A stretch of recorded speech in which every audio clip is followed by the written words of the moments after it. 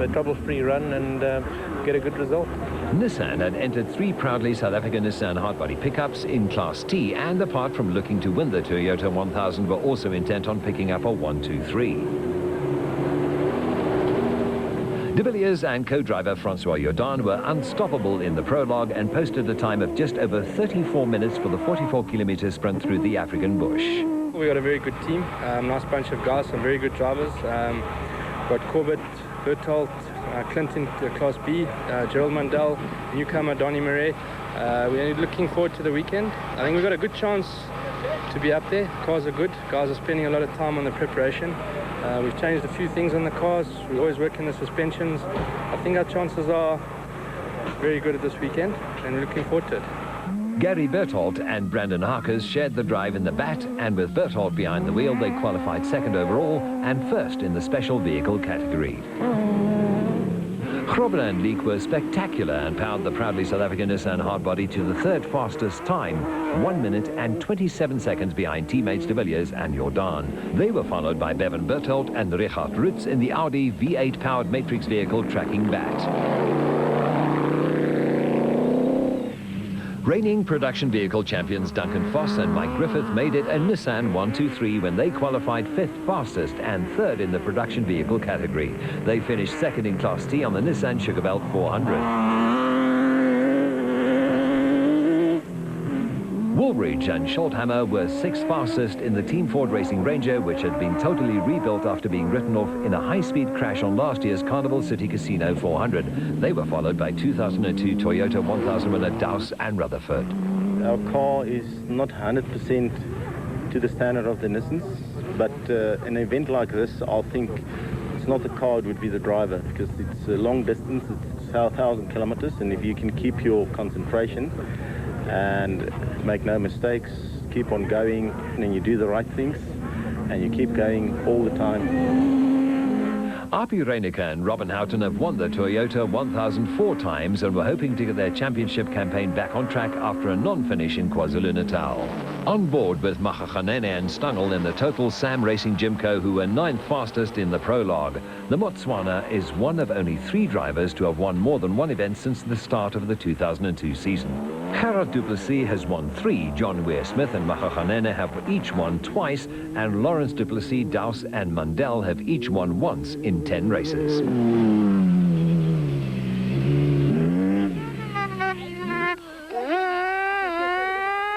There were problems for the legendary motorcyclist Alfie Cox, and the Class D Arnold Chatz cars, Nissan hardbody Jacques Hubert and Jacques Cross, stormed past in the 4-wheel drive Volvo turbo-powered Jojo Tanks VW Beetle. I just felt the engine getting very tight coming through the gate post there, and I've got here now, and it's just actually seized up, so I'm not sure what's wrong, but it definitely feels like it's terminal. It's not just something that we can fix quickly, but we're going to have a look at it, and you never know. Mark Corbett and Jason Brewer's run in the Audi V8-powered Century Property Development's bat came to a sudden end. Corbett won the 2000 Toyota 1000 in a Jimco, but the damage to the front end of the locally designed and built bat was extensive, and this time his race was well and truly run. 1, 2, 3. 1, 2, 3. 1, 2, 3. Push. 1, 2, 3. Push. 1, 2, 3. 1, 2, 3.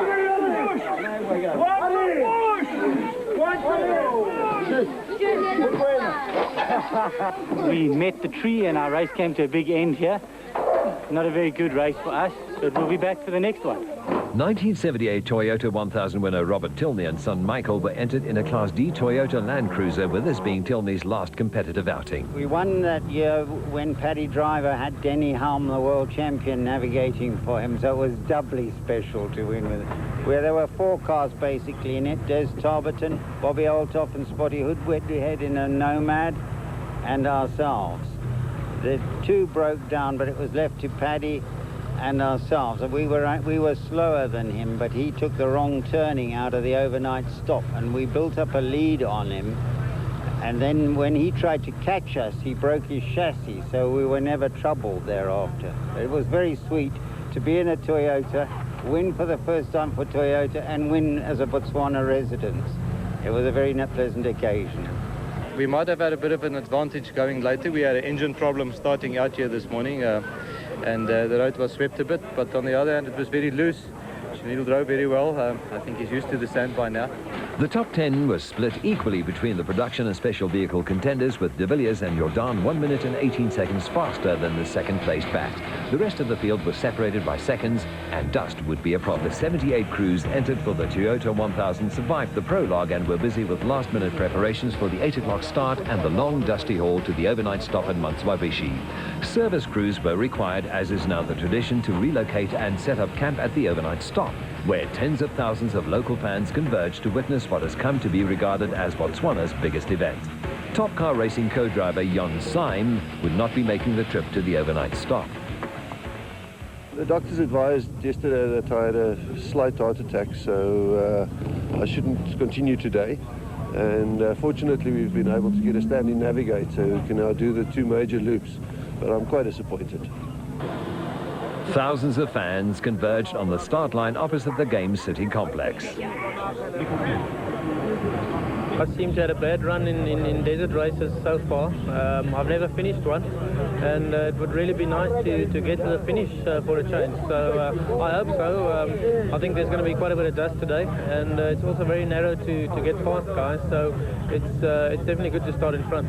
We've done a lot of development on these Bat cars, and the Fortin gearbox that we're running seems to be the answer, together with the Fortin rear hubs. I've got a lot of confidence in Brandon Harkis' driving, who's the builder of the car, and I managed to get us a nice starting position this morning. I'll be navigating, and Brandon will be driving. Janeel's got a 1 minute gap on us, a nice dust gap for us, so hopefully we can just stay behind him and keep Hannes just behind us. That'll be great. Chris Birkin provided some last-minute route advice for younger charger Mark Ronier. Actually started here yesterday. That's what it is. A lot of places where you can miss a marker and you can lose a lot of time, and you have to be really sharp. It gets boring at times because there's a lot of sort of long distances between instructions, but it's a challenge. Well, it's going to be a tough one, different from last year. We've cut out a lot of the long straights and that. The guys are going to find it very interesting, and be interesting to see what sort of times they put up today. We had to shorten this section mainly because we've got the regional motorcycles participating, and to give them time to get back on Sunday.